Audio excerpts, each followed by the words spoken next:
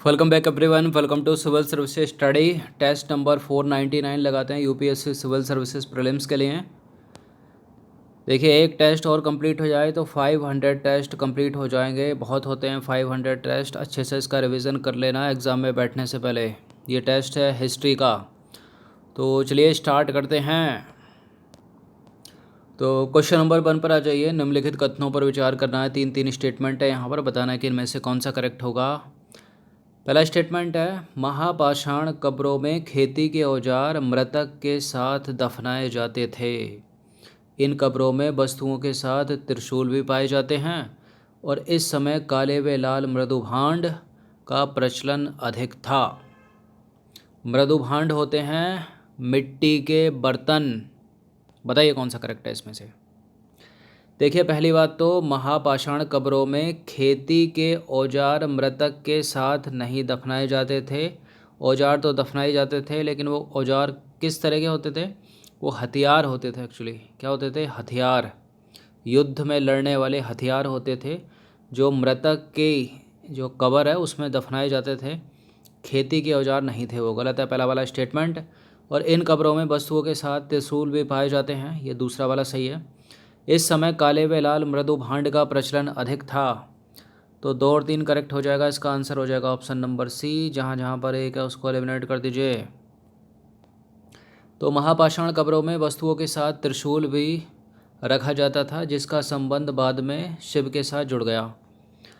अब देखिए, महापाषाण कब्रों में तथा प्रायद्वीपीय भारत की कब्रों में खेती के औजार कम मात्रा में दफनाए जाते थे।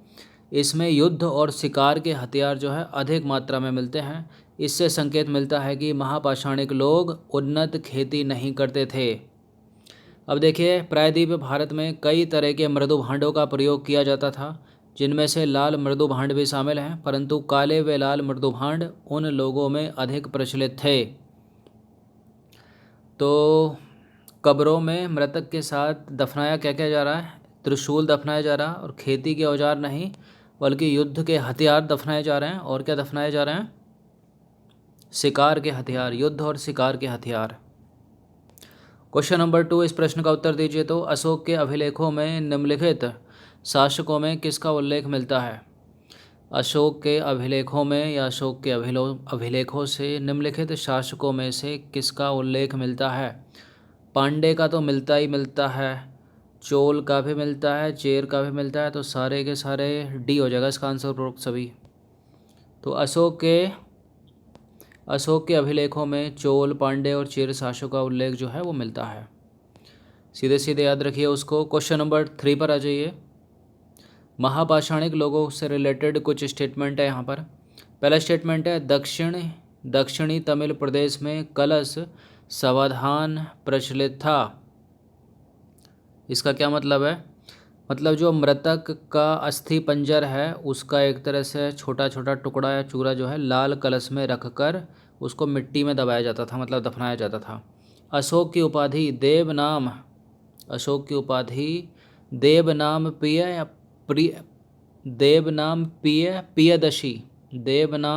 पियदशी पांडे राजाओं ने अपनाई थी।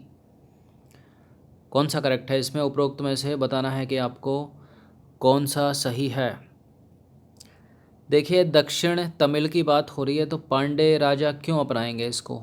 तमिल राजा ने अपनाई थी ना।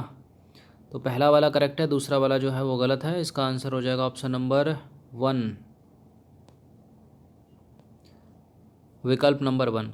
तो देखिए, तमिलनाडु के दक्षिणी जिलों में रहने वाले महापाषाणिक लोगों के द्वारा मृतक के अस्थि पंजर को लाल कलश में डालकर गड्ढों में दफनाए जाते थे, और ये कलश जो है समाधान कहलाता था। इसलिए करेक्ट है पहला स्टेटमेंट। अशोक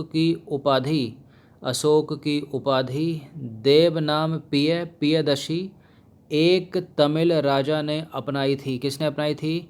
तमिल राजा ने अपनाई थी, ना कि पांडे राजा ने।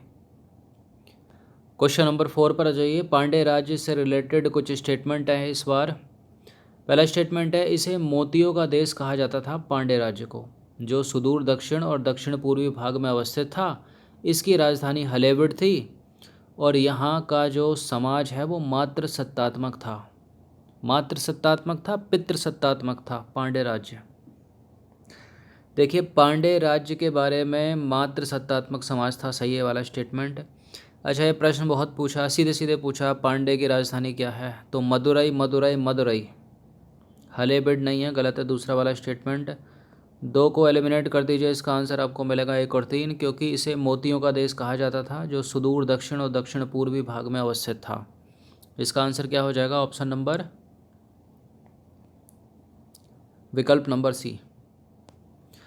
तो देखिए पांड्य राज्य भारतीय प्रायद्वीप के सुदूर दक्षिण और दक्षिण पूर्वी भाग में अवस्थित था। इसमें तमिलनाडु के आधुनिक तिनवेल्ली, रामनद और मदुई मदुई ज़िले जो हैं शामिल हैं। इसकी राजधानी थी मदुरई, हलेबीड नहीं थी, इसलिए जो छूट गया क्या बीच में कुछ, हाँ यहाँ एक 2 लिखना छूट गया, दूसरा जो है वो गलत है। पांड्य का उल्लेख सर्वप्रथम मेगस्थनीज ने किया है कि उसने इसे मोतियों का देश कहा है। अब देखिए मेगस्थनीज के अनुसार पांड्य राज्य में शासन स्त्री के हाथों में था, जिससे यह लक्षित होता है कि पांड्य समाज में कुछ मात्र सत्तात्मक प्रभाव था। क्वेश्चन नंबर 5 पर आ जाइए। निम्नलिखित में से किस राजवंश ने रोमन सम्राट ऑगस्टस के दरबार में राजदूत भेजे थे। इम्पोर्टेंट है ये प्रश्न। रोमन सम्राट ऑगस्टस के दरबार में राजदूत किसने भेजे थे। सातवाहन, चंदेल, पांडे या राष्ट्रकूट। क्या है इसका आंसर, राष्ट्रकूट लगाकर गलत मत कर देना, क्योंकि इसका आंसर है ऑप्शन नंबर सी, पांडे। तो पांड्य राजाओं ने रोमन सम्राट ऑगस्टस के दरबार में राजदूत भेजे। उल्लेखनीय है कि यह राज्य रोमन साम्राज्य के साथ व्यापार में लाभ की स्थिति में था, जिससे यह धनवान और समृद्ध था। क्वेश्चन नंबर 5 है, चोल साम्राज्य के संदर्भ में निम्नलिखित कथनों पर विचार करना है। एक प्रश्न और आ गया। देखिए उनकी राजनीतिक सत्ता का केंद्र उरेयू था। उनकी किनकी, चोल साम्राज्य की राजनीतिक सत्ता का केंद्र उरेयू था। उरेयू सूती कपड़ों के व्यापारिक केंद्र के रूप में प्रसिद्ध था। उनके पास कुशल नौसेना का अभाव था। उनके किनके, चोल साम्राज्य। देखिए पहला स्टेटमेंट करेक्ट है, चोल साम्राज्य की राजनीतिक सत्ता का केंद्र उरेयू था और उरेयू जो है वो सूती कपड़ों के व्यापारिक केंद्र के रूप में प्रसिद्ध था। ये डी तीसरा वाला स्टेटमेंट गलत है, क्योंकि चोल साम्राज्य के पास कुशल नौसेना थी, अभाव नहीं था उसका।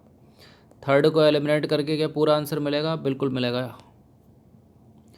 तो कथन 3 सही नहीं है। उरेयू चोल साम्राज्य की राजनीतिक सत्ता का केंद्र था। यह सूती कपड़ों के व्यापार के लिए प्रसिद्ध था। चूँकि चोलों के वैभव का मुख्य स्रोत सूती कपड़े का व्यापार था, उनके पास कुशल नौसेना थी। क्वेश्चन नंबर 7 है, चेर राज्य के संदर्भ में विचार करना है इस बार। देखिए चेर राज्य पांड्य राज्य के उत्तर पश्चिम में स्थित था। चेर राजा सेनुगुट्टवन को लाल या भला चेर कहा जाता था। बिल्कुल, चेर राजा जो सेंगुट्ट, बड़ा ही क्लिष्ट नाम है ये, सेंगुट्टुवन को लाल या भला चेर कहा जाता था। करेक्ट है ये वाला। और पहला वाला स्टेटमेंट क्या है, चेर राज्य पांड्य राज्य के उत्तर पश्चिम में, पांड्य राज्य के उत्तर पश्चिम में। हाँ करेक्ट है ये वाला भी, दोनों के दोनों सही हैं। सी है इसका आंसर। नीचे देख लीजिएगा सही है पूछा है या सही नहीं है पूछा है। सेंगुट्टुवन। तो देखिए चेर या केरल देश पांड्य क्षेत्र के उत्तर पश्चिम में स्थित था, जो आधुनिक केरल राज्य और तमिलनाडु के बीच एक संकरी पट्टी के रूप में था। इसलिए करेक्ट है पहला स्टेटमेंट। चेर राजा सेंगुट्टुवन को लाल या भला चेर भी कहा जाता था, और दूसरा भी करेक्ट है। क्वेश्चन नंबर 8 पर आ जाइए। चोल राज्य के संदर्भ में निम्नलिखित में से कौन सा कथन सही है। एक और प्रश्न आ गया चोल राज्य के बारे में। देखिए चोल राज्य पेन्नार और वेलार नदियों के बीच पांड्य राज्य क्षेत्र के पूर्वोत्तर में स्थित था। चोल राज्य की राजधानी पुहार थी और चोल राजा कारेकाल ने पुहार की स्थापना की थी। एलारा ने श्रीलंका को जीतकर 50 वर्षों तक शासन किया? कुछ ज़्यादा नहीं है 50 वर्ष। देखिए ज़्यादा नहीं है, करेक्ट है स्टेटमेंट। चोल राजा कारेकल ने पुहार की स्थापना की, ये भी सही है। पुहार राजधानी थी चोल राज्य की, और चोल राज्य पेन्नार और बेलार नदियों के बीच पांड्य राज्य क्षेत्र के पूर्वोत्तर में स्थित था। तो सारे के सारे करेक्ट हो गए। इसका तो आंसर हो जाएगा ऑप्शन नंबर डी, उपरोक्त सभी। तो देखिए चोल राज्य पेनार और बेलार नदियों के बीच पांड्य राज्य क्षेत्र के पूर्वोत्तर में स्थित था। यह मध्यकाल के आरंभ में चोल मंडलम यानी कोरोमंडल कहलाता था। इसकी राजधानी, वर्तमान का कोरोमंडल, इसकी राजधानी पुहार थी, जिसकी पहचान कावेरीपट्टनम से की गई है। पुहार की स्थापना दूसरी सदी के प्रख्यात चोल राजा कारेकाल ने की थी। ईसा पूर्व दूसरी सदी के मध्य में एलारा नामक एक चोल राजा ने श्रीलंका को जीतकर 50 वर्षों तक शासन किया था उस पर। क्वेश्चन नंबर 9 पर आ जाइए। तमिल राज्य के संदर्भ में निम्नलिखित कथनों पर विचार करना और बताना कि इनमें से कौन सा करेक्ट है। पहला स्टेटमेंट है, पांड्य राज्य में घोड़े पश्चिमोत्तर भारत से स्थल मार्ग द्वारा मंगवाए जाते थे। पांड्य राज्य में घोड़े पश्चिमोत्तर भारत से स्थल मार्ग द्वारा मंगवाए जाते थे। एनआरडी की उपाधि सेनाध्यक्षों को दी जाती थी। परियार लोग चमड़े का काम करने वाले खेतिहर मजदूर थे। बताइए कौन सा करेक्ट है। देखिए पहला वाला करेक्ट है। पांड्य राज्य में, पहला वाला इनकरेक्ट है, सॉरी, क्योंकि पांड्य राज्य में जो घोड़े आते थे पश्चिमोत्तर भारत से स्थल मार्ग के द्वारा नहीं आते थे, वो समुद्री मार्ग के द्वारा आते थे। समुद्री मार्ग के द्वारा आते थे, गलत है पहला वाला स्टेटमेंट। एनआरडी की उपाधि सेनाध्यक्षों को दी जाती थी। परियार लोग चमड़े का काम करने वाले खेत मजदूर थे। तो फर्स्ट को एलिमिनेट कर दीजिए, इसका आंसर केवल 2 और 3 हो जाएगा। ऑप्शन नंबर बी में उपलब्ध है। तो देखिए पांड्य राज्य में घोड़े जो है समुद्र के रास्ते से मंगवाए जाते थे, स्थल मार्ग के द्वारा नहीं। गलत है पहला स्टेटमेंट। एनआरडी की उपाधि सेनाध्यक्षों को औपचारिक अनुष्ठान के साथ दी जाती थी। इम्पोर्टेंट है प्रश्न, सीधा सीधा पूछ लेगा। समुद्र के रास्ते, स्थल मार्ग। देखिए परियार लोग खेत मजदूर थे, साथ ही ये लोग पशु चर्म का कार्य भी करते थे और चटाई के रूप में इनका इस्तेमाल करते थे। क्वेश्चन नंबर, खाल निकाल कर क्वेश्चन नंबर 10 पर आ जाइए। संगम साहित्य के संदर्भ में इस बार स्टेटमेंट है और बताना है कि कौन सा सही है इनमें। संगम तमिल कवियों का संघ या सम्मेलन है जो मदुरै में राजाश्रय में आयोजित होते थे। संगम साहित्य में आख्यानात्मक ग्रंथों को वीरगाथा काव्य कहते हैं और इन आख्यानात्मक ग्रंथों में वीर पुरुषों की कीर्ति और युद्धों का वर्णन किया गया है। यदि संगम साहित्य में आख्यानात्मक ग्रंथों को वीरगाथा काव्य कहा जाएगा तो वीरगाथा काव्य में होता क्या है? वीर पुरुषों की कृतियों का वर्णन, उनके युद्धों का वर्णन ही तो होता है ना। तो करेक्ट है थर्ड वाला स्टेटमेंट, सेकंड वाला भी करेक्ट है और पहला वाला भी करेक्ट है। सारे के सारे करेक्ट हो गए। इसका आंसर हो जाएगा ऑप्शन नंबर डी, उपरोक्त सभी।